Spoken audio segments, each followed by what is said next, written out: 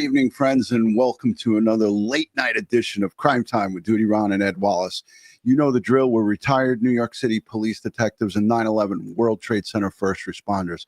If you like all things true crime related from the police detective's perspective, hit that subscribe button, hit that notification bell, so you'll get all things DutyRon. And tonight, Amazing Ant, when we go live or upload another video.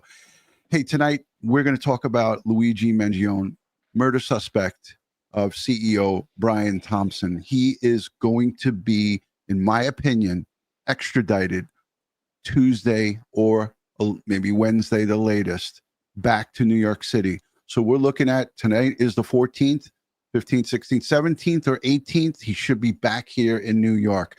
Hey, Ant, thank you for being here with me tonight. Sure. I was going to handle this on my own, but you and I were texting back and forth, and you were like, send me the link. Let's do this, brother. So it's good to have you as a co-host here tonight with myself. Ed Wallace is entertaining some folks. So as we always like to do, I want to say a special thank you to the Patreon supporters, the channel members, the moderators, the replay viewers, the live chatters. You guys are what makes this a great place. Hey, we give thanks and praise to each and every one of you for being here, because we don't take you for granted. We appreciate each and every one of you spending time here with us and engaging positively with the chat and with us. Before, after, and during these live streams, it's what makes this really a cool place. So we talked last week, myself, Ed, you joined us. It was great. And I spoke strongly. I'm wearing my Trip Team uniform. This is what Luigi is going to see when he gets picked up. He's going to get picked up by a couple of detectives, and we don't know the mode of transportation. And I'm going to say this: when he is extradited, that's going to be a tight-lipped event because of security concerns. They're not going to tell us when they're doing this transport or how they're doing it, because it is a high-profile case, and they don't want anything to happen to themselves and the perpetrator in this crime, the alleged perpetrator. So Amazing Ant, we did talk about it. You and I worked in Fugitive together, and I did like hundreds of these extraditions. And I know as soon as this guy goes before a judge, and I'll put him up on the screen, as soon as our perpetrator here, the alleged perp in this crime, goes before the judge and waives, there's going to be 2 or 3 or maybe 4 NYPD detectives waiting for him to take custody of him and then extradite him back to New York. Isn't that how it goes? 100%. And it definitely will be confidential, especially with social media. And I think, Ron, and tell me if I'm overreacting as a former police officer in the warrant division, I think with technology, it might even be tight-lipped to a warrant and go through our base down in the Eastern District. And I don't think it's going to go through the regular channels like you and I knew with the Wheel and the mainstream. I think it's going to go from chief to chief and maybe a boss, and then they'll pick the team, the fugitive team, who's going to go out there. And I think aviation might transport him back. Yeah, it could be a strong possibility, and I could tell you that you're not wrong 100%.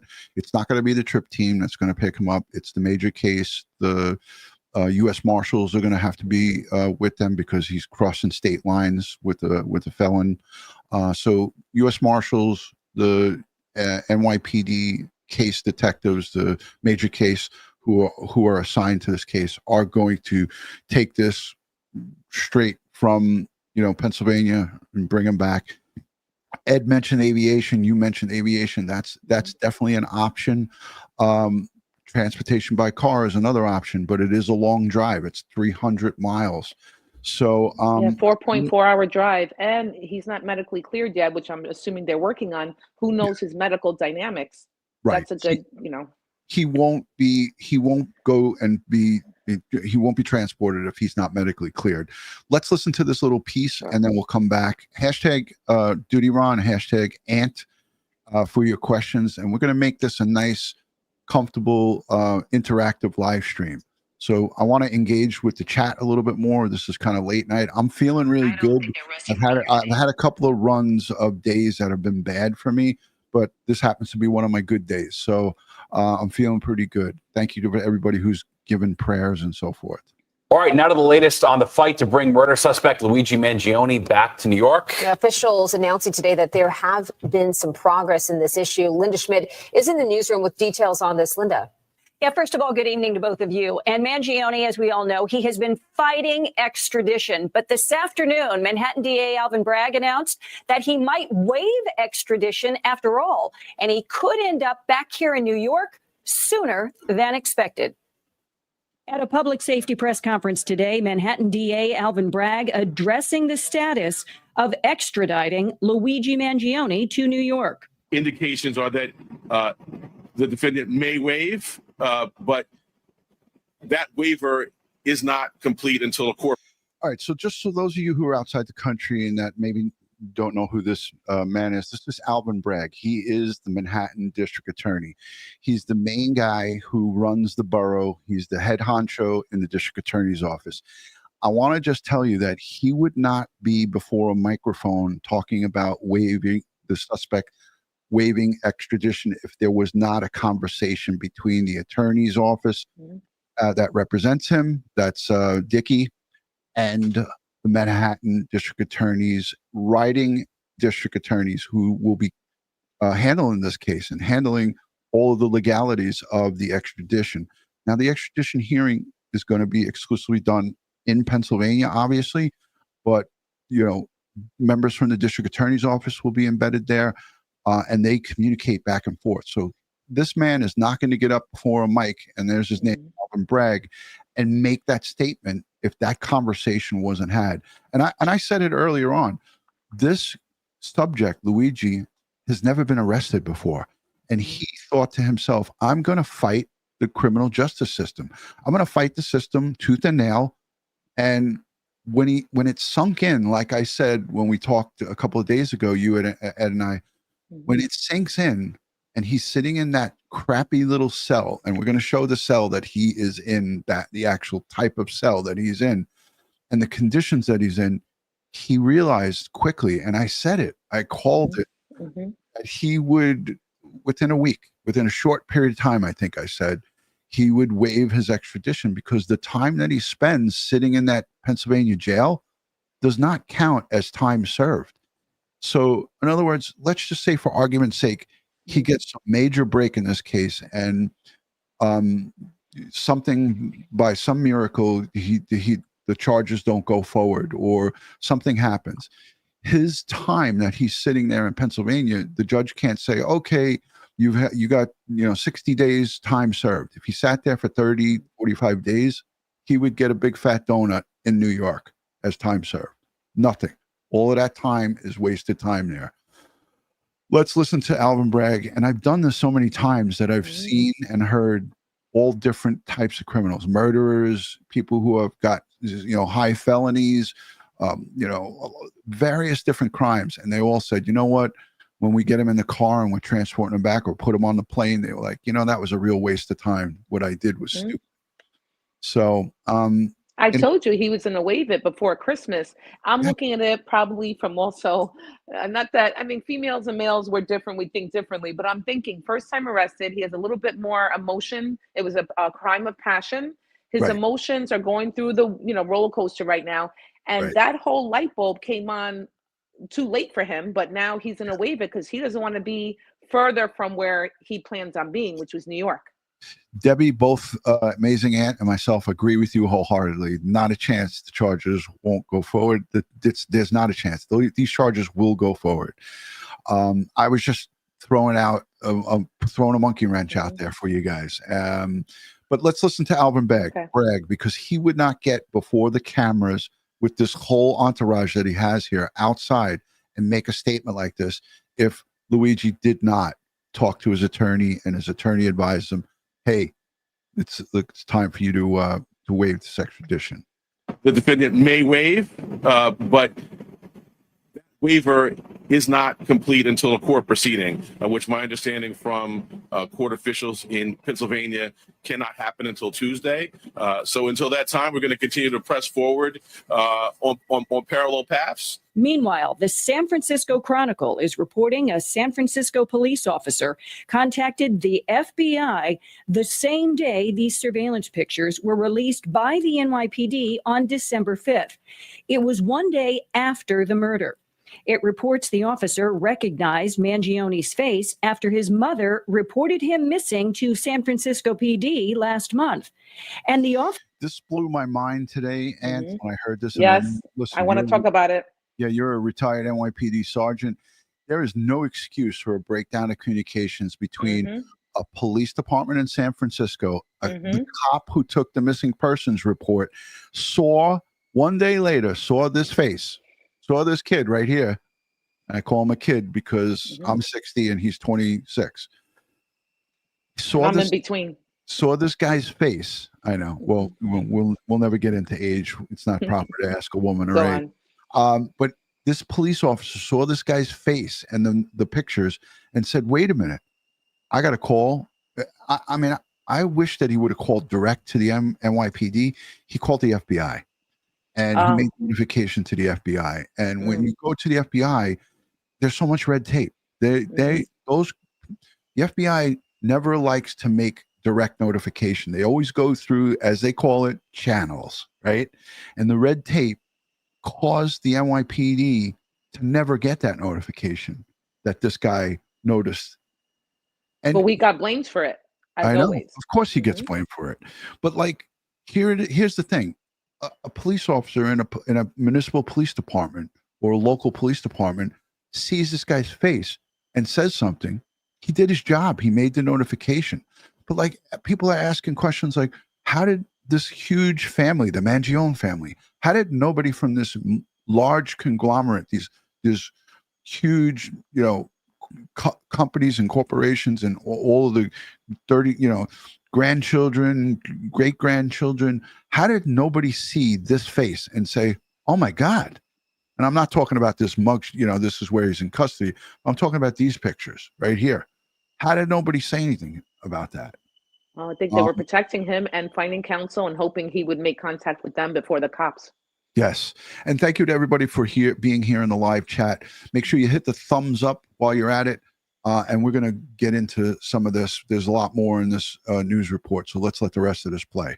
Officer thought Mangione might be the murder by the NYPD on December 5th. It was one day after the murder. It reports the officer recognized Mangione's face after his mother reported him missing to San Francisco PD last month. And the officer thought Mangione might be the murder suspect. However, when police arrested Mangione in Pennsylvania 4 days later, the NYPD said it did not have his name or know who he was until after his arrest. Fox 5 reached out to the FBI for comment, but so far we have not heard back. Shocking. Since his arrest, Mangione has become a cult hero for some. People are even celebrating him. Mayor Adams on a local web talk show today denouncing that behavior. We can't send a signal that if you're angry over something, if you're angry because you got a parking ticket, you respond with violence. If you're angry because you didn't get the grades you wanted in school, or you're angry because the doctor didn't treat you accordingly. This is not the response. Violence is not the response. There are clear systems to go after that. He could have used his intelligence and intellect to organize.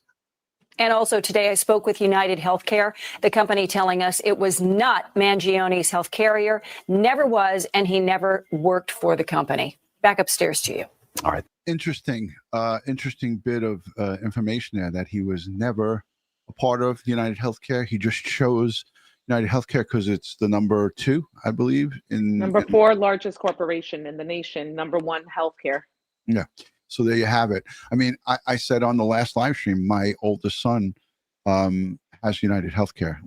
I saw a letter, I think last week, come to him because it was like a time to, make a choice if you want to switch. I think Open it was the enrollment. company's time open enrollment towards the end of the year for his company. But he uses them, and I've talked to quite a few people who have had good experiences with UnitedHealthcare, but then here on the internet and through having this large reach, I've had a lot of people reach out to me that have had very bad experiences because, as we know, they have a very high rejection rate. I think it was in the 30s, 30-something%, and that's a point that many people keep bringing up. But it is for a conversation down the road. Well, let's talk about this FBI notification. San Francisco police notify FBI one day after the shooting happened. He was not in custody. We didn't know where he was. There was no cooperation from the family. We know that the family saw those pictures. You couldn't have opened up the TV and not seen this on the news. People were telling me overseas and in different countries, hey, this is breaking in Australia. This is breaking in the UK. You can't tell me that if you're here in the United States that you haven't heard of this. Ant, I wanted to go to you because you're a retired NYPD sergeant. Your thoughts on that red tape and the problems with the communication with the outside agencies? Well, first of all, the best experience I had working for the NYPD, and you didn't know I was going to say this, was working directly with you, because I learned a lot from you in terms of things that weren't printed in our NYPD manual called the Patrol Guide.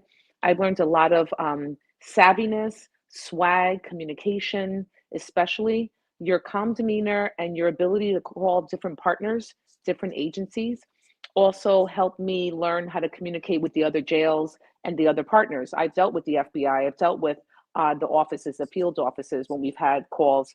And that, I think, helped me become a sergeant, because we've had situations where we would find missing people. I work midnights, and we would find missing people from other states, counties, and we would have to call, their family, the local jurisdiction. But I always made sure we had at least 3 calls made. One was never enough for me. One notification was never enough.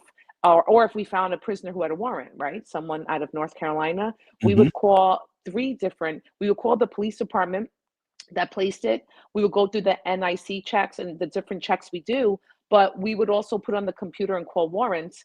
And I don't know San Francisco. I've been there for police business. I don't know exactly what happened, so I'm not going to Monday morning quarterback. However, procedurally, I think they're going to change things over there, because if one call was made to the FBI dropped the ball, because, not to discredit our government, but New York City is the hub capital of the world, and every agency wants to be number one when there's a win. And when they don't have anything solved, everyone passes the buck, like you said, red tape. However, San Francisco PD calling the FBI wouldn't be sufficient, and it would have been a supervisor who called from what we do with NYPD. The officer comes to me, I go to my lieutenant, and for a high profile case such as this, we're going to actually have a chief, lieutenant make the call, then notify a chief and go through channels. So as much as the NYPD we have some of our kings, we're a well-oiled machine, that a lot of notifications are made through the channels so that a situation like this doesn't go overlooked. I'm disappointed that we're getting the heat on the news that the NYPD didn't know, because certainly we knew a lot more than we told the public. And we did that so the investigation wouldn't be contaminated. Yeah, I agree with you wholeheartly. And it's so frustrating, because I really prided myself on making proper communications and making proper notifications. And, a lot of these arrests for other authorities, this is exactly what they did with Luigi in Pennsylvania. He got locked up initially, and then they held him for another authority, meaning the NYPD, because they knew that this potentially was the suspect in the shooting of Brian Thompson in New York City. So New York City had to write up this, FOA, that warrant. They have it lodged against him. They called it a retainer. But that involves a lot of communication. And in this case, because it was all over the place and broadcast all over, it was easier. But I sometimes used to have to track down agencies in Georgia or in Kentucky, and it was not as easy to get a hold of case detectives. And I'd have a subject in custody and handcuffs. I'd have them on like really low local charges. And then I would say to myself, how long can we hold him? Because you know how that goes. Our bosses on the NYPD are like, hey, kid, we can't hold this guy unless, did you get a hold? Did you get a hold of him? Did you get a hold of him? And I would have, sergeants, captains, lieutenants, everybody pecking at me. And I'd have to make these quick moves. But really, the bottom line is that in a situation like this, you sometimes have to put the procedure aside and say to yourself, I need to do what's right. I see something on the screen, like we tell the public, if you see something, say something and do something. like, again, I hate to Monday morning quarterback these things, but if I was on the other side of the United States, I would have called the NYPD direct. Directly. That's just Yeah. me. I wouldn't have been comfortable calling the FBI because I know I've dealt with them enough that red tape always slows everything up. And B, I'd be like, well, what is it? What's the skin off my back to make one more call? And San Francisco is a big, excuse me, Ronnie. San Francisco is a big agency. It's not like some of these mom and pop, no offense to my mom and pop towns, because my parents live in a mom and pop town now, Right. in the same state Luigi was found. No offense to that, but they're a well-oiled, large agency that have just as big problems, if not more, than New York. So I assumed that they would have seen on all the news networks, call 1-877-577-TIPS, 1-800. You put it out there. My friends and other podcasts put it out there. So I assumed that they would have called, and when they didn't, or allegedly they didn't, I was very surprised. But I want to give a shout out to Irish. I'm doing my Saturday night talk. Irish detective, who said, "Oh, there we are. There it is. Yeah, I'm going to take it off because I don't want people the reward." And by the way, too, hold your thought. Yeah. It looks like the FBI and Crime Stoppers is going to be paying that reward out. It's just going to take a little bit of time. It says with the arrest and conviction. So the folks who were in charge of doing that, or whoever actually officially made the call, they're going to get that $60,000, and it's just going to take some time. So that was good. Retired Irish detective. I worked with him in the PSA. I knew he was a housing cop. Of course. Every comment I said, woman has to be housing. I'm actually wearing a housing shirt to Irish detective. It's a South Bronx shirt. It shows the South Bronx in the back. But I wanted to tell you, Irish detective said something very simple and strong. We hold it close to the vest. And that's what I love about the NYPD. What needs to get out to the public gets out right away. And what needs to stay close stays close for the purpose of investigation. The public doesn't always like that because we're very into self-gratification, immediate notifications. But the NYPD, not just because I work for them, they handle this as best as possible under the circumstances. And for the comments out there, I didn't expect Luigi's family to turn him in. That would have been a bonus, but I didn't expect them to turn him in. Absolutely. Look, they're multimillionaires. They're wealthy. It's a wealthy family. It's an empire, right? Multiple nursing homes, golf courses, country clubs. Wow. I did a lot of research on the Mangione family. Very well. Did you hear that grandmother wrote something in her trust? You heard about that. If there's anyone conviction, anybody is convicted or commits a crime, gets nothing. So I mean, look, he's never going to see the light of day. He's going to be behind bars for a very, very long time. But his family is not turning their back on him because they hired a high-powered attorney, former Manhattan district attorney. She was high up. I think she was a boss in the district attorney's office. Chief assistant district attorney. That's a boss.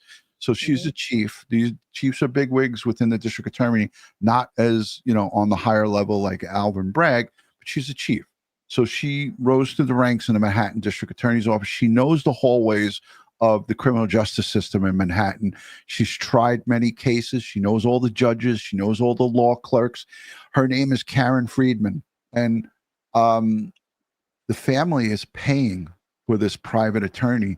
This is not something that you and I would be afforded. I'd be lucky if I could have hired Dickie to be my attorney. I wouldn't waste my money on Dickie. But it looks like the family, I had to go there. The family, appropriate name for him, but okay. If they didn't have all that money, he would be getting not private counsel. He'd be getting defender. So the public defender's office, and coincidentally, public defenders in Manhattan are really good. They see a lot of cases. But let's listen to this piece because this goes over the Mangione family hiring this high-powered attorney. Even though she's high-powered and has a lot of knowledge, I don't think that she's going to be able to get him off unless there's some major mistake. So let's take a listen to this. Tonight, the accused CEO killer may be getting ready to head here to New York, perhaps sooner than some expected, as I have exclusive new reporting about who will be representing him when he gets here. Tonight, I can report that Luigi Mangione has retained a high-powered New York defense attorney, Karen Friedman Agnifilo, to represent him as he's facing a second-degree murder charge in the death of the UnitedHealthcare CEO, Brian Thompson.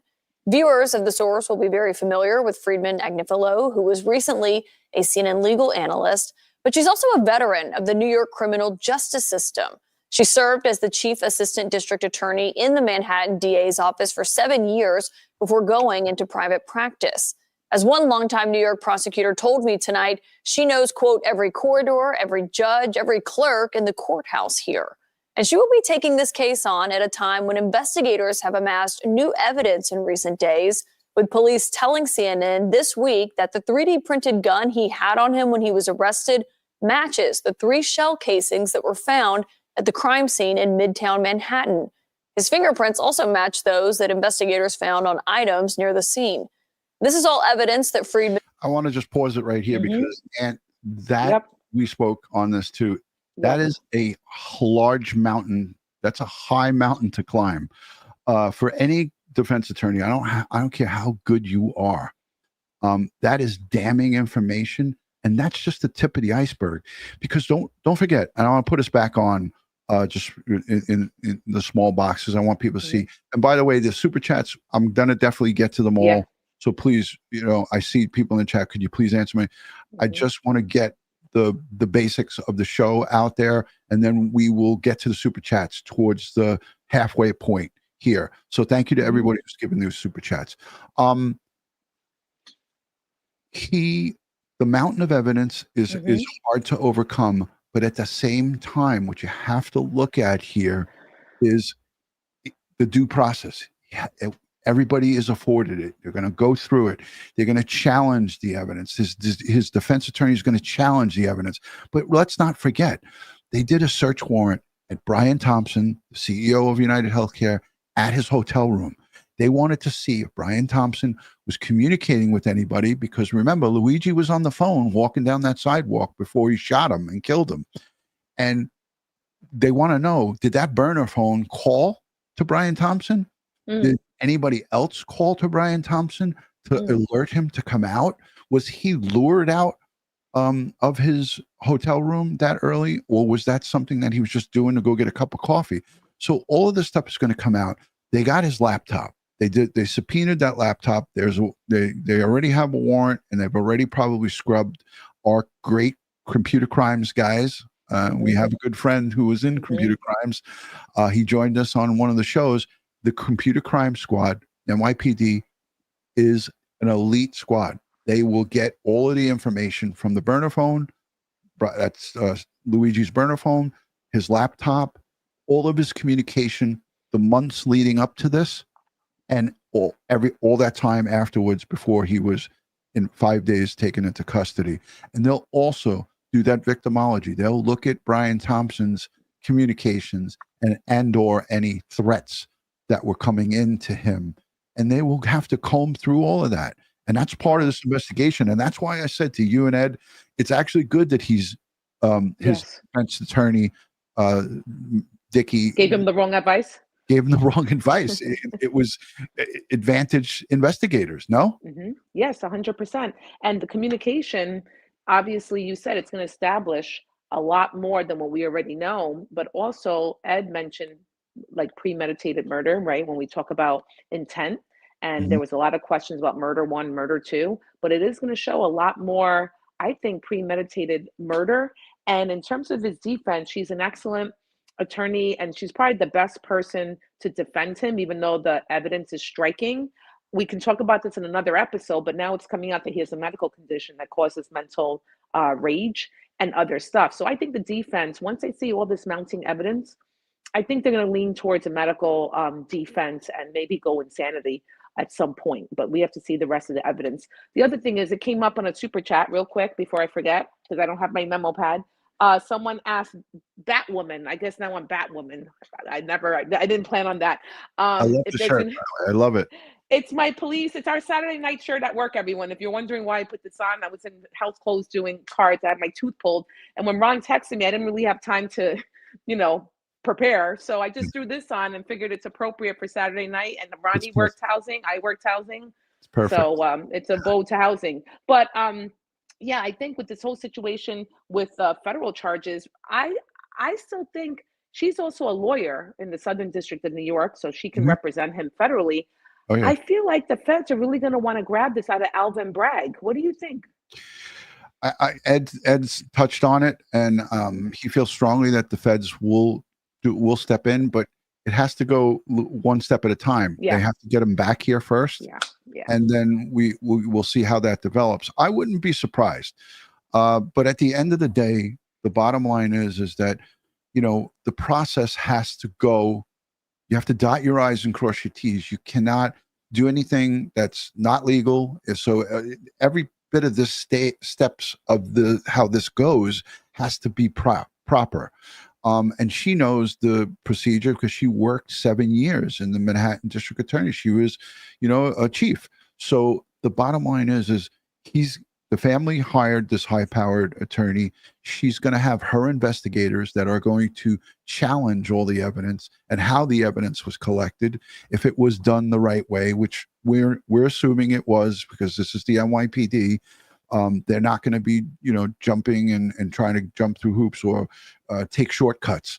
Everything with this case is going to be, dot your I's, cross your T's. Let's take a listen because John Miller talks a little bit here, and we had I don't quite know his name, but there was a captain or inspector that talks on this piece, and I love to hear him talk, and I like what they said. So let's take a listen. And Agnifilo said before she was retained, I should note.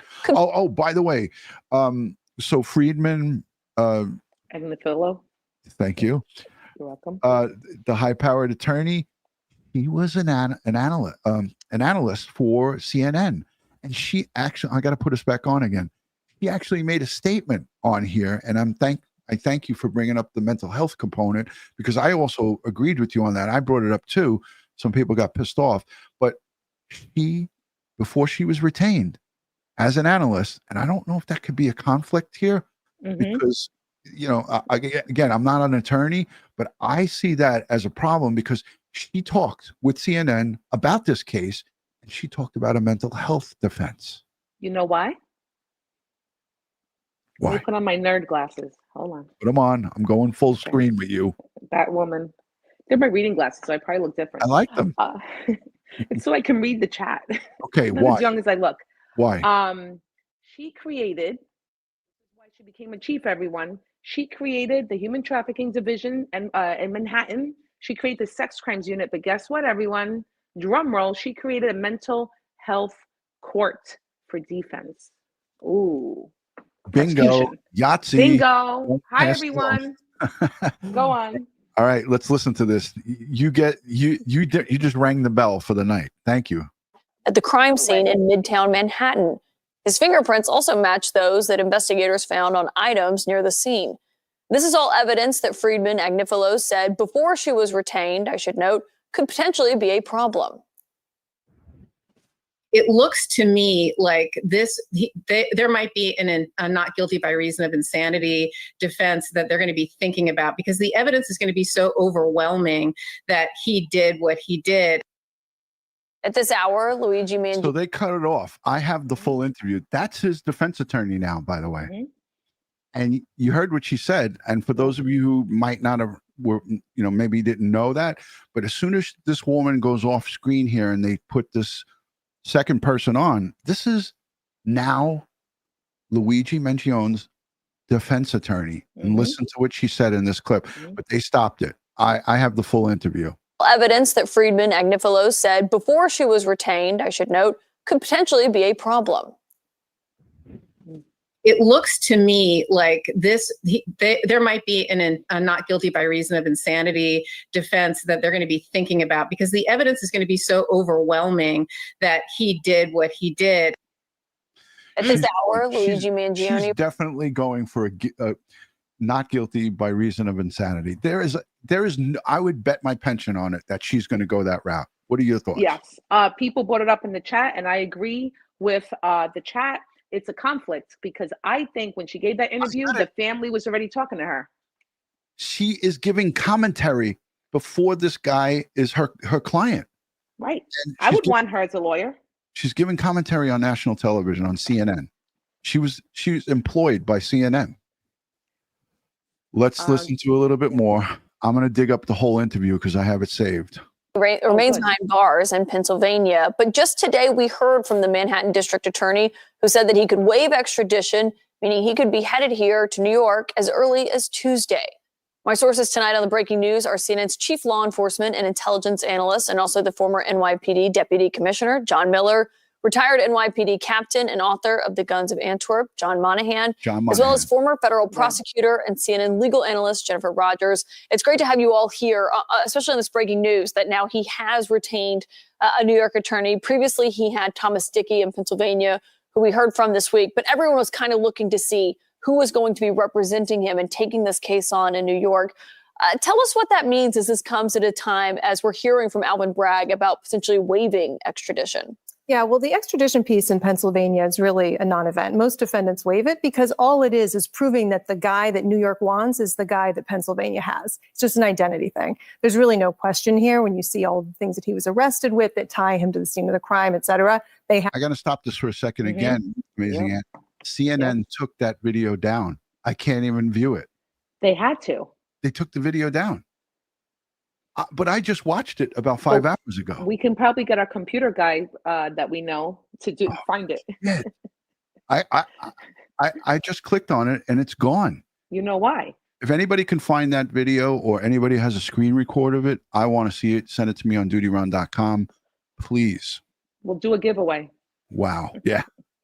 Have the right. That's worth a reward. Right guy. So really what you want is a lawyer who can take you through the real case, right? The pretrial and of course the trial. And Karen is the sort of person with all of her many years of experience as a trial lawyer and in this actual courthouse and in this actual office, that's the sort of person you want. Yeah, and she does have a wealth of experience in it as we were talking about what that looks like. I mean, she was about to be intimately familiar with this again, John, because we've been talking based on your reporting of just the evidence that they are amassing and what kind of case they're already building behind the scenes. I mean, they have a gun on him in Pennsylvania, allegedly, that matches to the ballistics at the scene.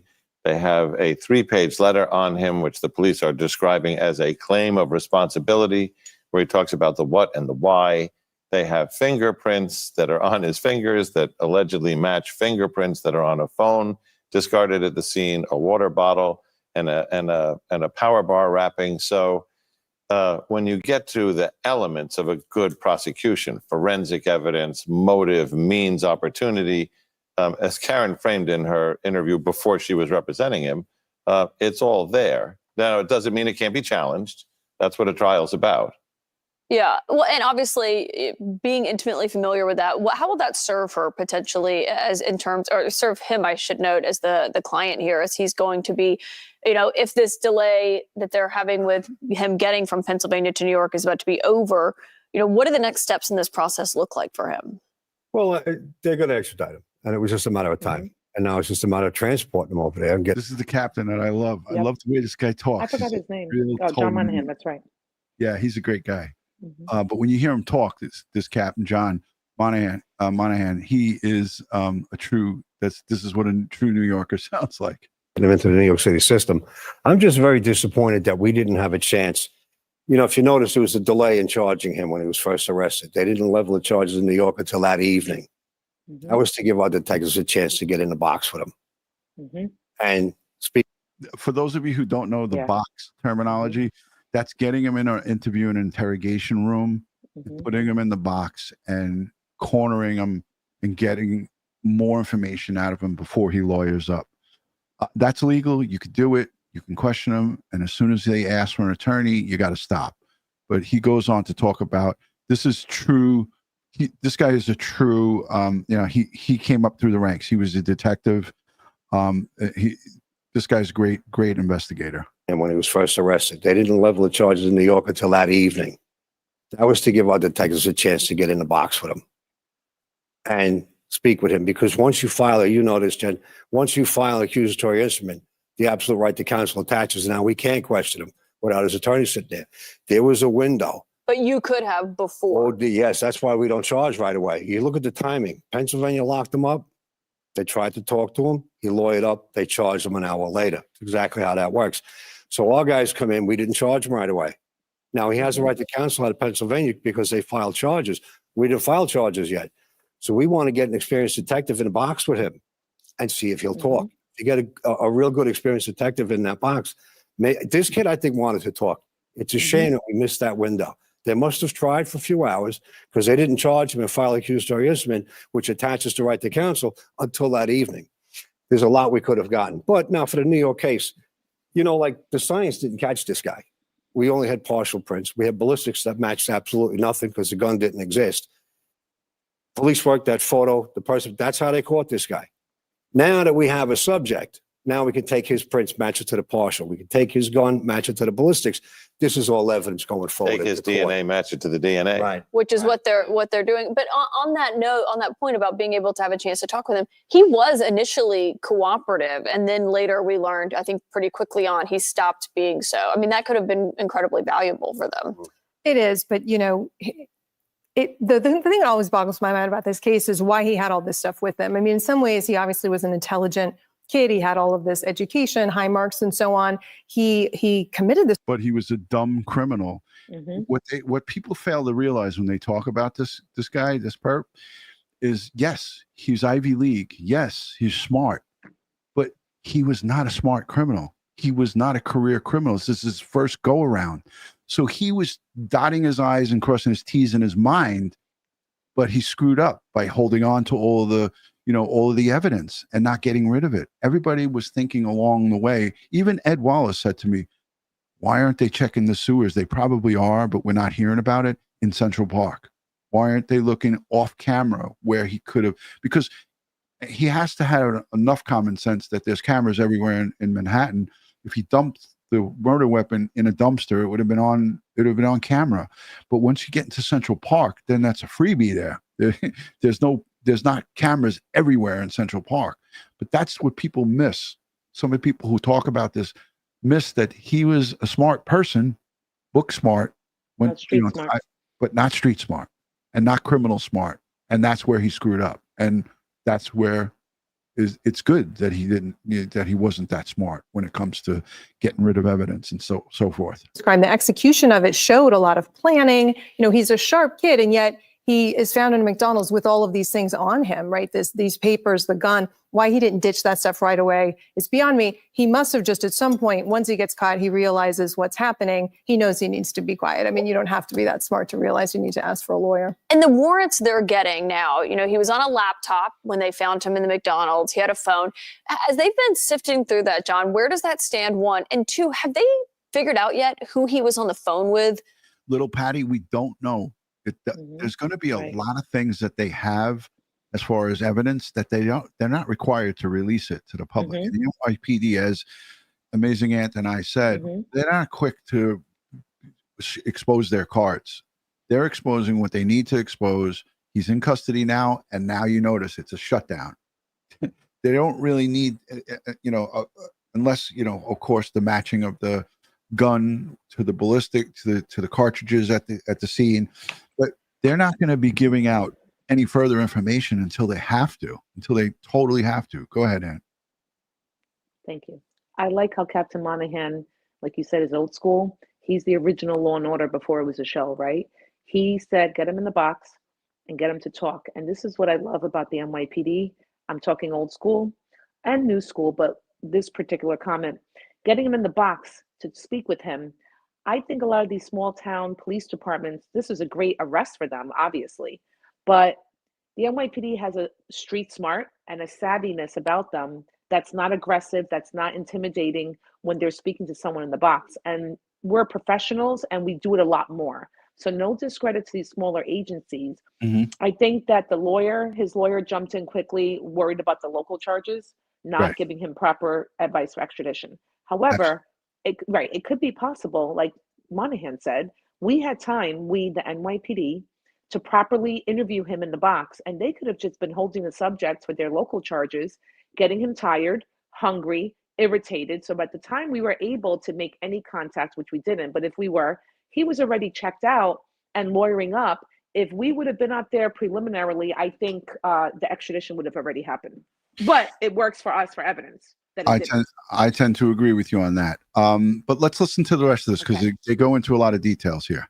That day, that morning, when we saw him walking to be outside of the Hilton Hotel? That would be the focus of the search warrant to get into the burner phone. I don't know at what point they either did or failed to get into that phone, but the team that does that is pretty experienced, and that phone's probably easier than most. So don't know that. The warrant to get into the laptop is going to be critical because, as we reported, he was on that laptop in the McDonald's. So you really want to know, what was he doing? Arranging his escape, tracking his next victim, looking at CNN.com to see if, there was reports about either his crimes or that police were closing in. It would be interesting to get in there. The other warrant they did was, and this is counterintuitive, they got a search warrant for Brian Thompson, the victim's hotel room, because at the earliest stage of the case, while they wanted to know this guy in the video, who's he talking to on the phone and who is he, they wanted to know, is there something in Brian Thompson's room, a note, a message that says, meet me downstairs at 644 or a number or a name. And that's what they were trying to do. Did they find anything from that, from what you've heard? Nothing of substantive value that I'm aware of that led to the identification of the suspect. Yeah. I'm going to stop it and put this highlighted comment on posts, and Rail says, I think it's also interesting that he specifically said that no one else was involved. I'm not sure that I believe that. And you're not alone. There's many people that believe that he had other people helping him or were involved. Other people were involved in this thing. And I want to say this, and Ant, you're a retired NYPD sergeant. You know this to be true. I know it because I did it. If there is other perpetrators, or if this investigation, as you go down the corridor, other doors open up and there's other people. I've been involved personally in many higher profile cases where our main target is who we're going after. And because we're digging and we're finding out as we move along that there's other people involved, it sometimes winds up, we sometimes wind up locking up 2 or 3 other people or more in these investigations. So the NYPD, if they find that there is any other ties or any other people involved in this thing, they would be more than happy to lock up more people. They're not going to be like, oh, well, we got to keep this quiet. Let's so, you know what I mean? So people think that that's not how it goes. If they open up a door and then there's a whole other can of worms opened up, they don't give a, hold on, let me bleep this. They don't give a about other people. And they would be more than happy to lock up 3 or 4 more people if that in fact is the case here. Sarge? And they're not going to announce it. They're not going to tell the news, hey, everyone, we got 3 other people. And so they have solid evidence and information. Correct. Closer to, I think, also the extradition. But yeah, 100%. You're not going to, Irish detective said, you're going to keep it close to the chest. Of course. There's something I was going to say that I forgot. We just went back when you said about him. I forgot. We'll come back to it. All right. Let's look at some of these super chats. 808 fee. Sends in $2. Looks like euros. How likely is a jury nullification in this case? I mean, I'll give you my opinion on it. I don't think there's going to be any problem with them getting a jury if this thing goes to trial. New York, there's been many high-profile cases tried in New York, and they wind up getting juries. They'll grab juries and they'll do whatever they have to do to put it to seat a jury. What's your thoughts on that? Well, let's see if it goes federal. I know a lot of people. He has a big following, and I think that they'll get a jury together. But he has a bigger following than I expected, and I believe that they're taking down the stuff from the news outlets because they don't want to taint future jury. I remember what I wanted to say. 3 people on the chat said, and I'm trying to remember their names because it was going fast. And I see Ed Wallace, so we'll come to his comment. 3 people said that he was fake talking on the phone. I'm beginning to think he might have been not talking to someone. He might have just been looking distracted. I've done that. I said it in the comments section. Some people asked me, DutyRon, who was he talking to? And then I presented back to the people in the comments. And thank you to people who leave comments after the video is over. We love to engage in the comment section. I've responded on a few of those comments, like, maybe there's a chance that he was just ghost talking and making it look like he was on the phone to make him seem like just fitting in, even though it was, 6:45, 6:30 in the morning when he first started there or whatever. There was reports that he was there for hours, whatever the case may be. Many people do that, put the phone up just to fit in. It. So, quick question, Mr. Thompson. Oh, sorry. When he sends a super chat and says the peed my pants design has to go. I don't know what that means, but I love it. Thank you. Jeff said Batwoman. Will there be federal charges? She talked about that already. Yeah. And so did we. And thank you, Jeff, for the super chat. Paul K sends in 20. Love this show. I'm a bit surprised that people are a little bit surprised at Luigi's popularity and support. It seems to be an American tradition. Bonnie and Clyde, O.J. Simpson, first one, myth, Robin Hood. Look, I say this all the time, and I'll say it again. Thank you, Paul K, for the super chat. If you're a cheerleader for someone committing murder, then I'm not for you, and you're not for me. I don't care what. Two wrongs don't make a right, and I don't care what the justification is for a crime as such. If you take another person's life, and people will argue and say, "Oh, well, the CEO took many people's lives with his decisions," and blah blah blah blah. No. That you are just again trying to justify someone going out because they're pissed off and taking another person's life. There's other ways to go about it, and that was the wrong way. And I appreciate each and every one of your points of view and opinions. But again, if you are a cheerleader for a murderer, I cannot get around that. Robbie, thank you for the super sticker. I love and appreciate you. Leanne, thank you for the super chat. Merry Christmas. Please take care. Well, you too. You as well. Thinking for myself says I'm praying. Always much love. Thank you for the 20. Much appreciated. Jeff again. I don't know what he's doing, but he's reaching into his wallet quite a bit here today. He says he is educated beyond his intelligence. LOL. Leanne, thank you for the super sticker. And again, thank you for another super sticker. He has just created a new cult. I don't want to be in that cult. If you want to be in that cult, I'm not saying you, Leanne. I'm just talking in general. Then again, I'm not for you. You're not for me. This is probably not a good place for you because I can never get around someone intentionally taking a gun and shooting another person because they don't like the position that they hold. It's not cool. Thank you, Synth Suburb. Thank you for becoming a member for 2 months. DutyRon, I have a link for the video of. Send it to me. Did you send it on DutyRon.com? Where did you send that? I need that link because I want to play it. All right.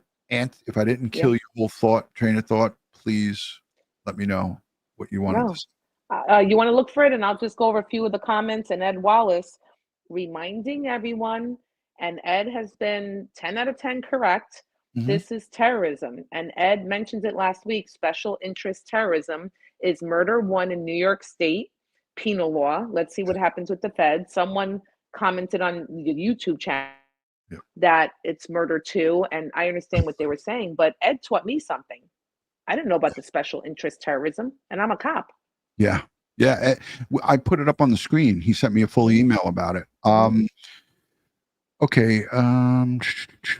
I whoever that is, I don't see it in my email. So if you sent it on DutyRon.com, that's where it comes directly to my email. Because you're going to open it now? Well, I don't see it. Oh, okay. I'm looking for it. Okay, I got it now. Just refreshed. Thank you, Budsman Wife 69, aka Darlene Barker. That's the longest handle I've seen. Cool. All right, I have to leave you here to go get it. So bye. I'm going to be backing out. I'll be right back. Oh, you're backing out? Yeah, I'm going to back out. You got the whole show. Do you want me to let this rest of this play with whatever you want, whatever they want. Do what you got to do. I'll let this play and then I'll be right back.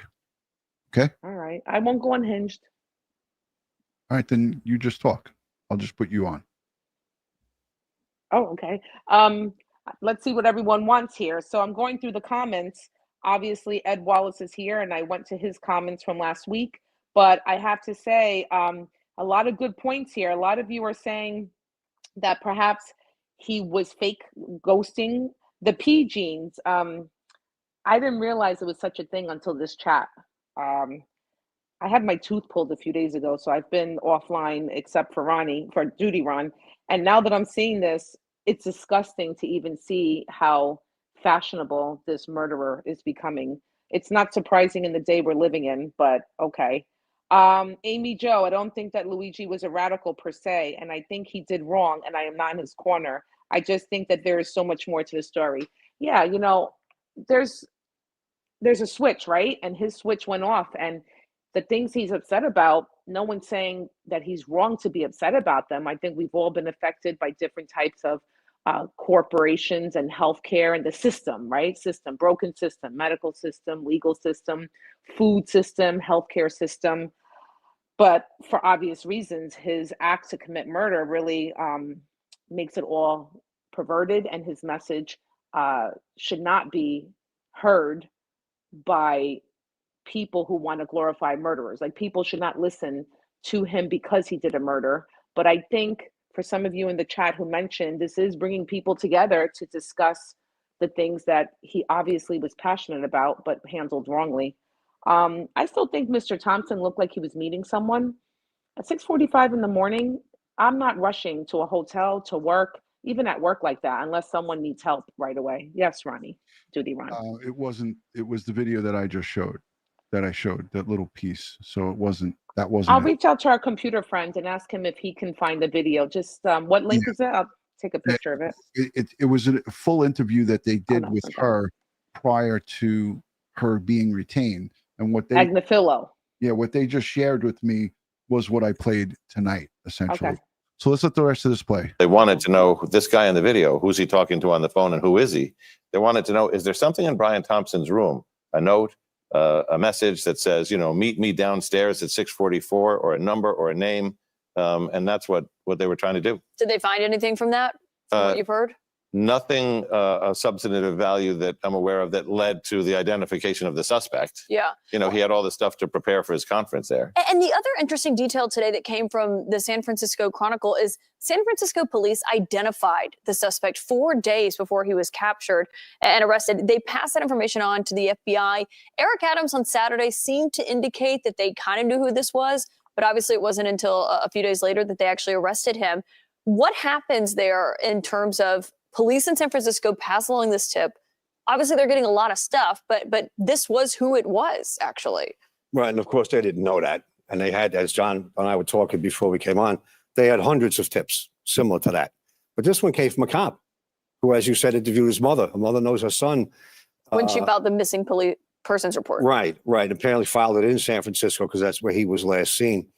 Well, I won't say it's shocking, but I understand the way the FBI works in comparison to the way the local police department works. There's a lot of bureaucracy there. Like, if I have something on my case that came up, oh, Jen needs this for her case, I can just lean over and hand it to you. The FBI's got to go 3 flights up, 2 hallways down, 3 flights down. They can't, they have rules of engagement with each other. So that information was properly sent from the FBI San Francisco office to the FBI New York office, and it was being processed. And then we caught them before they alerted us. It's kind of cumbersome. It's a bureaucratic nightmare, but no one ignored it or dropped the ball on it. It was being processed in accordance with their rules. And it did make its way over to the squad. So it comes out of San Francisco PD Friday. It goes to the San Francisco FBI office. They ship it to the FBI New York office, who does a workup on it on Saturday, Sunday. The NYPD detectives have it, but then it's in the pile of 200 similar leads. And what Eric Adams was talking about was, you know, we don't want to let the person. I don't think it went that way. A tip from the FBI does not get put in a pile. See, so like I don't. This is CNN, and this is he's now a reporter, you know, and he's a talking head. That doesn't happen like that. But Eric Adams on Saturday, this is what he's failing to say. John Miller is failing to say that Eric Adams, the New York City mayor, was asked a day before he just said Sunday the lead got there to the squad. Saturday at a PAL meeting last Saturday, Mayor Adams said, when asked, yeah, we know who we have his identity. So I don't know. I don't know who's telling the truth and who's not. I think we had his identity. Yeah. So, like I said, again, this is all about, this is what they do. This is part of their job. It's, they're reporting, but a FBI tip that comes in from the San Francisco office to the New York office on a murder case does not go into the pile of 200 tips. That's not how it works. But it is what it is. People in the chat are saying that this defense attorney could say whatever she wants before she's retained. Yeah, she can. Mm-hmm. But if she has prior knowledge and she was, discussing her strategies, that is the reason why I think that video was taken down. Because when I went to go click on the video, it says that it doesn't exist anymore. Like that link is not working, the one that I have. So I don't think anybody else. I don't think anybody else is going to find it. Go ahead, Ann. For those who don't know, cops, government agencies, lawyers, at the end of my career, after I got seriously injured, I was forced to work with lawyers who work with these people. I worked with federal lawyers and I worked with very well-known lawyers, including the former district attorney. And I forgot what I was going to say. Okay. I just went, wait, we were talking about the video. I remember. They always go to social media and any outlets attaching us, like Detective DutyRon, right? Sergeant Amazing Aunt, Batwoman. Whenever we have to go to court and testify, especially if we're directly involved, which happened to me with my stuff with the job, they're going to go and look at anything related to your name. So it is appropriate for her to take down the video, starting with that interview, and everything else. I'll let you finish, and then I have an extradition thing, and then I'm done. It could be possible. I found another thing. I was just searching. So sorry about that. I haven't reviewed this, but let's take a look at it because it has her name on it. So let's take a peek. Thank you, Friedman. Accused murderer Luigi Mangione has a new lawyer. High-powered defense attorney Karen Friedman Agnifilo, who worked as a chief assistant district attorney in the Manhattan DA's office for more than 7 years. The evidence is going to be so overwhelming that he did what he did. Agnifilo declined NBC News' interview. See, that's a clip from that piece, and this is CNBC. Well, actually, NBC News. So that was the clip from the full piece, but so they're only taking clips from it, right? So it was, tonight, the source. I'm trying to see if there's a date. 8/16 live. Probably last night. No, doesn't say the date. Oh, man. 7 years. The evidence is going to be so overwhelming that he did what he did. Agnifilo declined NBC News' interview request, but appeared on CNN earlier this week before becoming Mangione's attorney, laying out her thoughts about a defense strategy. He was brilliant his whole life. He comes from this great family. I mean, something changed, right? Significantly, something changed. And they're going to, I think, potentially have a not guilty by reason of insanity potential defense. How rare is it now for someone to try to mount? So that was the interview, and that's her talking. Again, that was a long interview or segment. I think it was about 10 minutes, and I want to get that. I want to get it just to review it. An insanity defense. It's a huge risk because the defendant has to admit that he is the one who committed the crime. NBC News legal analyst Danny Savalos is a practicing criminal defense attorney in New York. Sometimes the only option for a defense attorney is put the government to its burden, make them prove their case, and hope they make a mistake. When Mangione will be moved to New York to face charges there remains unclear. Tonight, he's locked down in this Pennsylvania prison. He eats 3 meals per day, taking all of them in his cell, a 15 by 6 foot. So there's the look at the cell. He's got a toilet. He's got this small little bed here, and then a little table and a little bit of a little stool. So that's a look inside the prison where he's being held at this time. And that's very clean. Huntington Correctional Facility. It's a state facility. Yeah. Looks pretty clean. I mean, a cell is a cell, and he's all by himself in there, and he doesn't come out because, of course, they want to keep this guy alive. So he's fit for travel, and he's also going to get back to New York for trial. A concrete box like this with a bed, sink, toilet, them in his cell. A 15 by 6 foot concrete box like this with a bed, sink, toilet, desk, and a window with no access to TV for now. No word on if Mangione's family has been able to see him.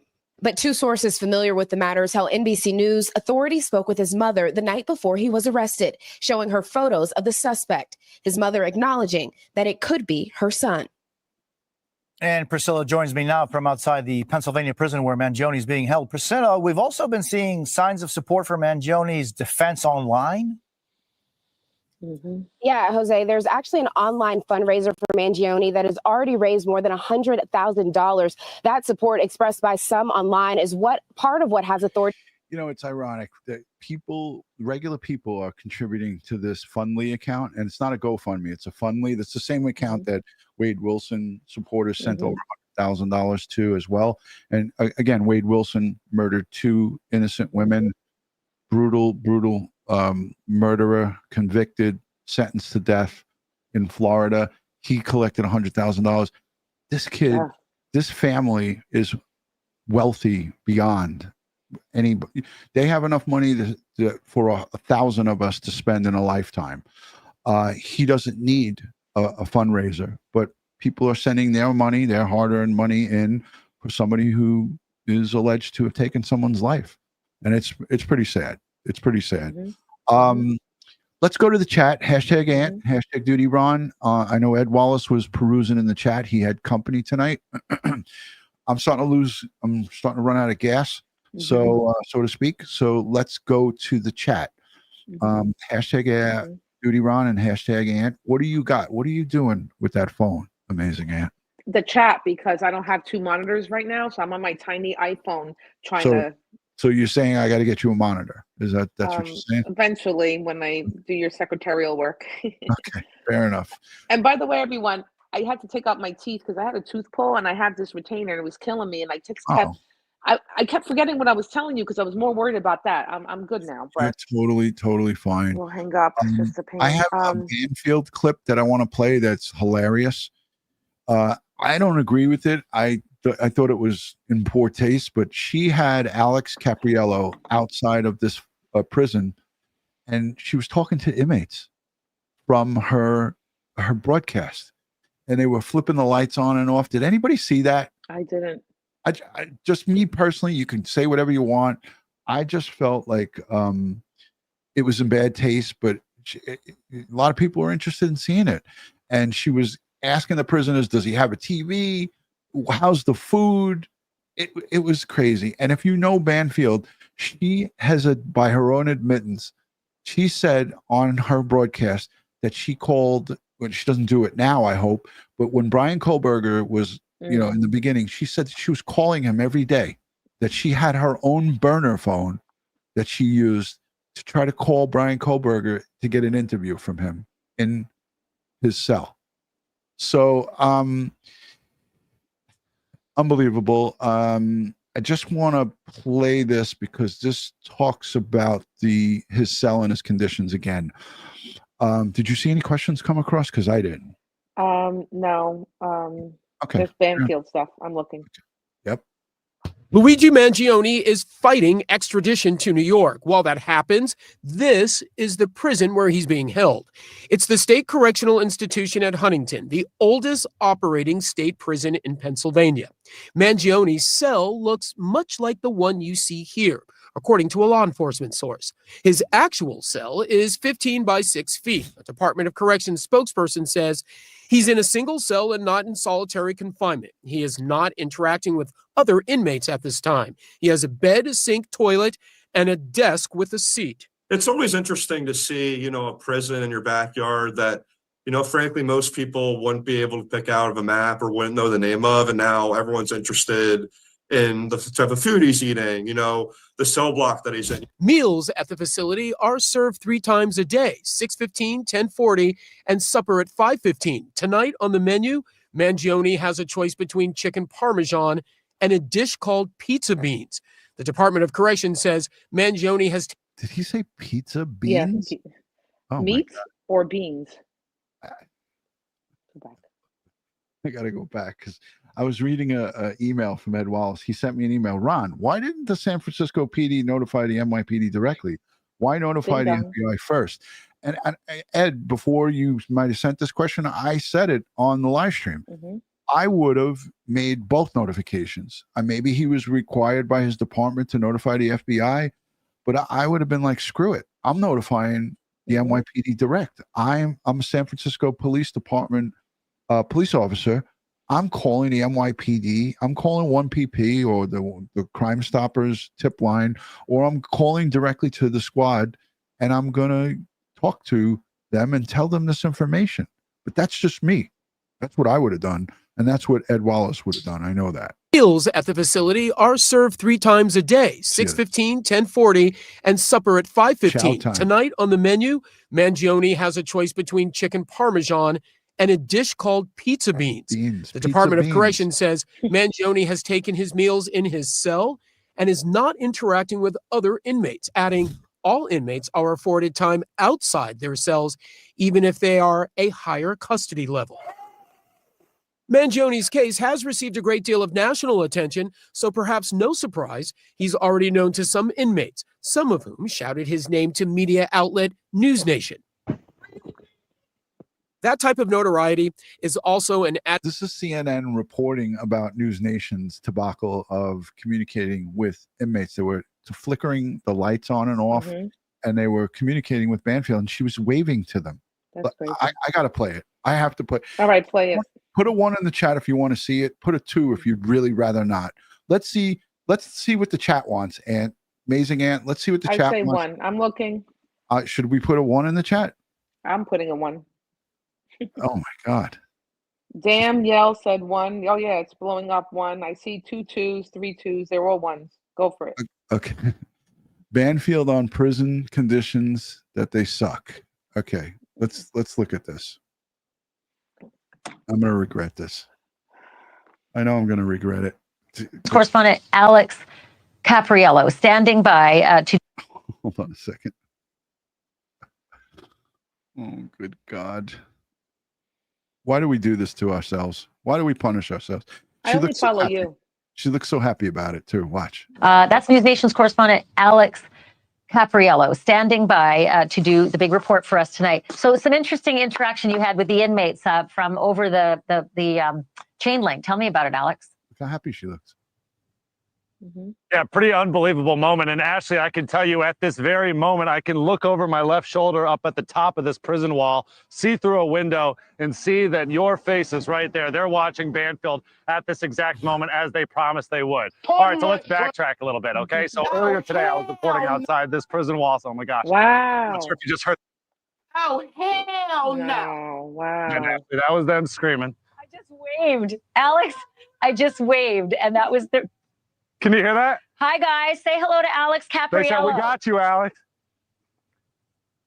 Ashley says hello. I can't believe this. There they are. I can't tell if you can hear this. She's happy about communicating with people who potentially are murderers, rapists, criminals. This to me takes the cake. And I don't care what anybody has to say about it. That's my opinion, and I'm sticking to it. It's gross. She's actually like cackling like a schoolgirl here. Yes. Look at her. Oh, we can hear it. There you go. Hi, guys. Look up at that window. Let me yell them a question. Alex, hold on. Let me yell a question. Guys, if you can hear me clearly, do you guys have any sights on Luigi Mangione? Just yell yes or no.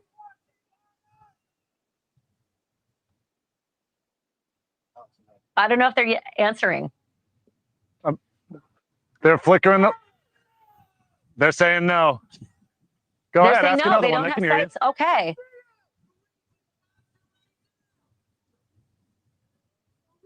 You'll have to translate, Alex. All right. So earlier today, I was reporting outside these prison walls when all of a sudden I heard my name, and I couldn't tell if they were, catcalling me or heckling me or even saying my name whatsoever.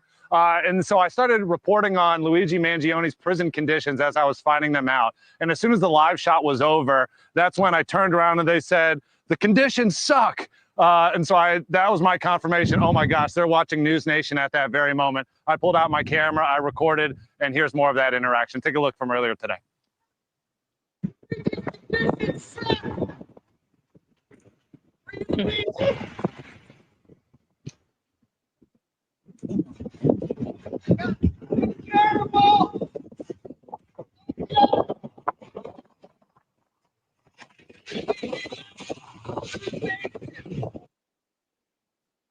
Ashley, they're going nuts in there right now watching this video on playback. This was just from a few hours ago, and here they are, 10 o'clock as promised. They said earlier today, tell Ashley Banfield that Luigi is watching at 10 o'clock. I mean, obviously, you know, that's just a hard roast at this point because they're not near Luigi in any way, as confirmed by the Department of Corrections earlier today. But at the same time, they've picked a trusted news source to watch this very high-profile national case. Of course, they're watching us. It's crazy. Hey, Alex, can I ask you a favor? Can I just ask the guys if they can hear me right now to answer yes or no very loud? Does Luigi have television in his single cell? And can I call him?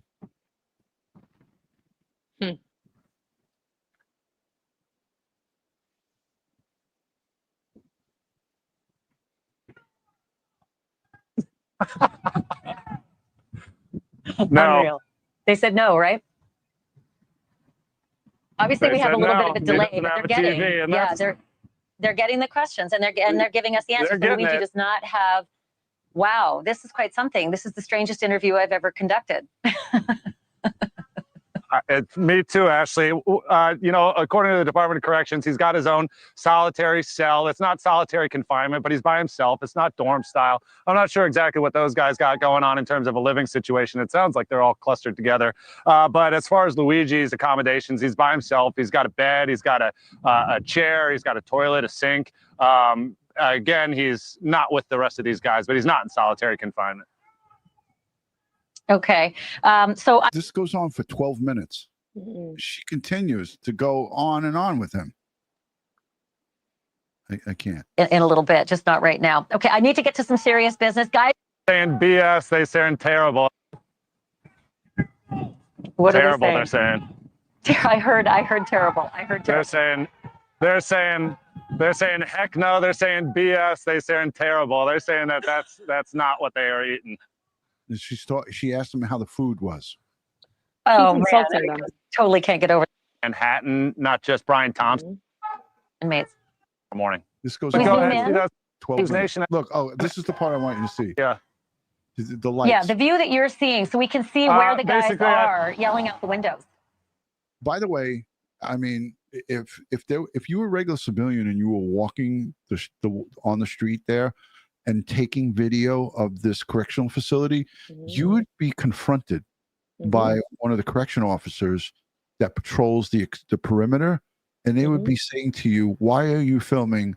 Because there are signs at some of these institutions that you cannot film them for security reasons, you know, for a breakout or something like that. If you were just a regular, you know, if I went down there, they would have stopped me and be like, "Hey, what are you doing? Why are you filming and talking to the inmates? Why are you filming the exterior of this facility?" And they got away with this. So they start flashing the lights on and off in their cells, which is unbelievable. So we go zoom ahead. See in? those flashing lights? Yeah, zoom in if you can. I can see him in the window. Is that Greg, your cameraman? Zoom in Just a little zoom bit, in as Greg, much if as you you can. And I'm pretty sure we're not going to be able to see any faces in those windows, but rest assured, gentlemen, we can What would have News Nation did if one of these inmates got on there and pulled his pants down and showed his private parts? Because their inmates are known to do that. Yep. You know, and they see scream it out. a blonde female reporter engaging with them. Like, for me, this was really bad. But absolutely hear you. But isn't that interesting, You Ashley? got your interview. Is there doing the strobe light for us? Was that the strobing was for us? That's what I'm saying, Ashley. Isn't it interesting to see what accommodations that they have? They got their own light switches. They're obviously watching TV. They're all doing it. think of the family of Brian Thompson and them looking at this and saying, "This is what this has become." unfortunate, really bad taste. It is what it is. I know I'll get some pushback for it because some people are going to be like, "Oh, well, she has the right to do it." It's just pathetic. The whole thing is pathetic. I think she didn't have the right to do it. I think that she crossed her ethics and integrity for journalism. She watered down journalism just like any profession, and she took it. She's low class. You can't buy class in the average bodega. We say that at work all the time, and she's low class. Sorry. Despicable. That's right. This is a report about the mom making a notification and about his family. I wanted to play this and then we'll wrap it up. Okay. Luigi's mom. Inmates at the maximum security state prison where accused assassin Luigi Mangione is being held yell out their support on live TV. The inmates had TVs tuned to News Nation's Ashley Banfield, who waved to them as her colleague was Inside Edition is reporting on this. This is unbelievable, but that's not what this whole thing is about. reporting right outside the prison. Can I just ask the guys, if they can hear me right now, to answer yes or no very loud? Does Luigi have television in his single cell? Wow, this is quite something. This is the strangest interview I've ever conducted. We're learning that Luigi Mangione's mom was frantically searching for him in the days leading up to his alleged assassination of UnitedHealthcare CEO Brian Thompson. Kathleen Mangione filed a missing persons report with San Francisco police on November 18th. The report says she last spoke to Luigi on July 1st, 2024, and that the online car sales company he worked for was permanently closed and the main number disconnected. Mangione had ghosted his family. His mom had not heard from him for 140 days. Even senior NYPD officers are shocked that no one in the wealthy Maryland clan contacted. You see how big that family was, that family picture? This is at some family function. That not one of these people, and there's some teenage and young adults in this picture. It's not, of course, little kids' faces is blurred out. The little children, their faces are blurred out. But all of these adults, not one of them saw on national television a picture of Luigi. I think they did. Yeah, I say. Oh, hell no. One in the wealthy Maryland clan contacted police after these surveillance photos were seen across America. Where was the family? Where were all the other people? If you saw me, my mother saw me, my dad saw me, they were like, that's Kaz. Yeah, exactly. Yeah. And could Mangione base a defense on the excruciating back pain he suffered? He had a spinal misalignment called spondylolisthesis, which was made worse by a surfing accident. He sought help from a yoga master. Did he complain a lot about this back injury? It was bad. He was right away. He told me, hey, I got a lower back injury, So I think it's definitely something, he didn't want to inflame. So it's serious. Mangione had spinal fusion surgery last year, but CNN's Dr. Sanjay Gupta says the operation might have been botched. The screws look like they are actually extend a little bit further than normal, but we don't have all the images to be able to tell. And fans of the hit Peacock series Day of the Jackal are seeing eerie similarities between the lone elusive assassin played by Eddie Redmayne and the real-life CEO assassin. They wear similar clothes and use untraceable ghost guns made on 3D printers. That is a work of art, that is. Both also target business leaders. So I wanted to play that because I thought that piece was interesting about the family not making, and people are, in the chat, all Italians, they don't see anything. The family doesn't see anything. Listen, it is what it is. Ant, I want to thank you for spending an hour and 25 minutes here with us. I think that we did cover what we intended to cover, the extradition. I predict Tuesday he'll be in that courtroom for a hearing, an extradition hearing, which takes just 10 minutes. He'll waive the extradition, and there will be NYPD fugitive enforcement and the lead detectives in the courtroom to take charge of Luigi Mangione, and he will be back in New York on Tuesday or the latest Wednesday. That's my prediction, and I'm sticking to it. What's your thoughts? I said before Christmas, I'll tighten it up, and I say Thursday. That's a safe guess, but I say Tuesday or Wednesday. Probably, again, the day that he waives, they're not going to waste any time and say, hey, we need time, because they're embedded there. They've been there since he's been taken into custody. NYPD guys, I got a little bit of intel. They're there on the ground. So I want to thank all the super chatters, the replays, the moderators. I just want to make sure I didn't miss anything. Wow. Katina, thank you for being here and gifting memberships. Nice. She does it almost every time. Thank you so much. Curious Kiwi, thank you for being a member over 21 months.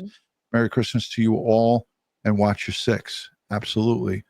DutyRon, I have the link for the video. I already looked. It was the same video, and I answered you back. Thank you for trying. I really truly believe that they took it down at the attorney's request. Retta, thank you for the 10. Appreciate the super sticker. Robbie, again, thank you for your Aussie awesomeness. I appreciate you. Leanne, love you guys.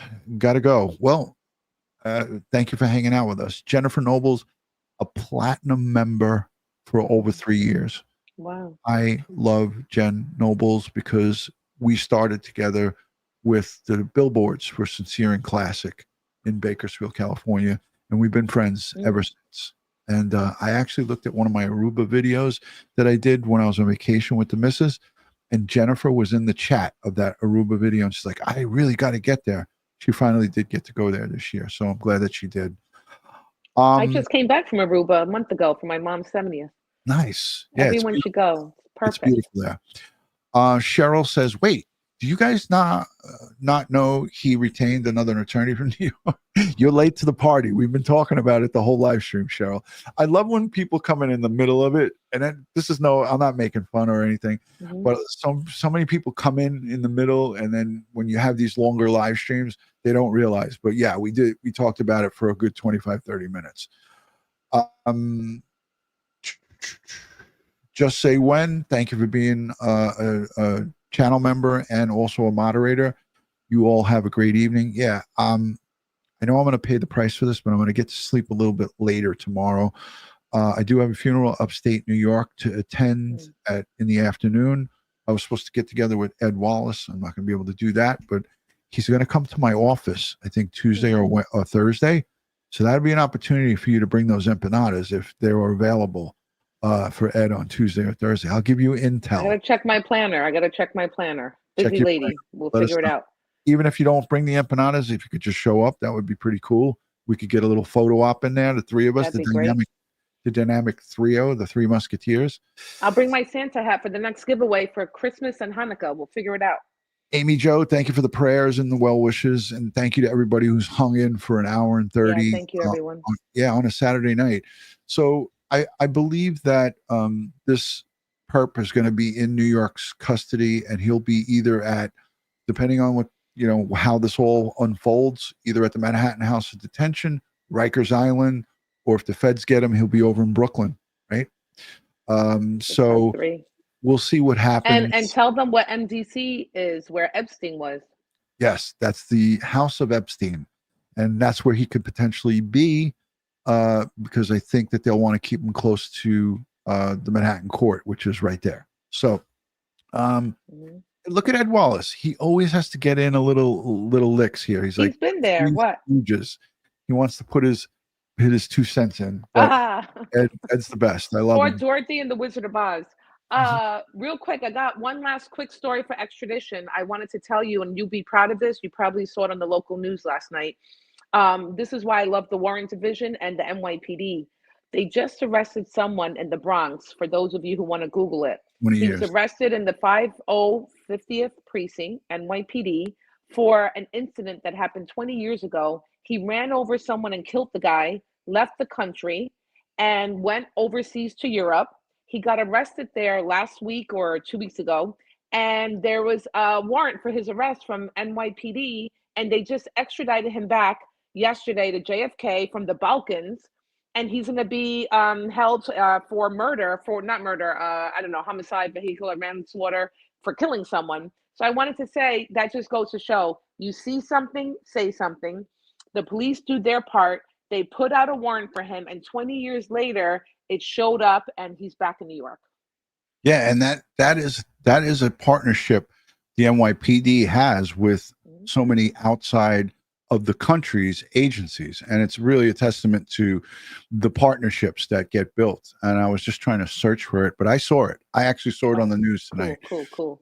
And it showed a picture of him when he was younger. He randomly ran this man over outside of a club. They were drinking or whatever, and it had nothing to do with the guy was in the street. He ran him over, and then he just took off. And he was in the wind for 21 years, I believe. Yep. And they caught him, and they got him, and they brought him to justice. So the long arm of the law at its best. So I want to thank you, Ant, for filling in tonight and hanging out. Thank you for having me. You are the best. I love you. You're my the sister. best. And we have that bond from the NYPD that will never be broken. I want to send strength, prayers, and positive vibes to the Thompson family, to all the investigators, the Manhattan District Attorney's Office, and anyone who's taxed with charging and prosecuting Luigi Mangione. This is, again, we cheerlead for justice. We do not cheerlead for the bad guys or girls. And that's how it goes here. It always says, stay safe, stay prepared, and watch your six. That goes, it's a standing message. I want everyone to be careful out there. It's around the holidays here. This is when things happen more than usual. People are in positions where they need to buy Christmas gifts, or if they don't have money, we see a rise in strong arm robberies. We see a rise in thefts. We see a rise in break-ins to homes. So be careful. Make sure you be vigilant and always keep your head on a swivel and make sure you know what's going on around you. Don't bury your head in that phone if you're out shopping. Ladies, keep your pocketbooks closed. If you can, don't even bring a pocketbook. Just keep your money in a purse. Keep your money tucked away. Okay, I didn't want to say it, but yeah, that's a good idea. So those are my tips, a little bit of tips from retired NYPD detective. I want to thank you for all of the well wishes, all of the good, positive vibes. And again, you guys are what makes this a great place. So the replay viewers, the super chatters, the moderators, and everybody who engages, we love you. We appreciate you. On behalf of Crime Time with DutyRon and Ed Wallace, we want to wish you a good evening and a great rest of your weekend. Thank you, Ant. Thank you for joining. Thank you. We'll see you guys soon.